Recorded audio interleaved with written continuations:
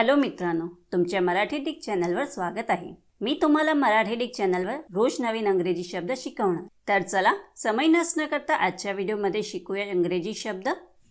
Afford.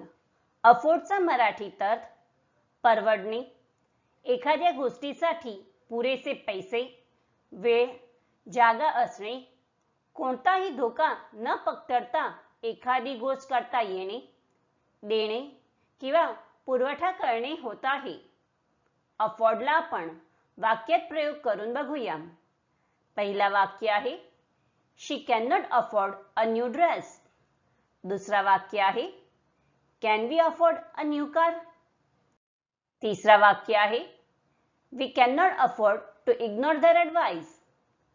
चौथा वाक्य आहे I can not afford to waste precious time.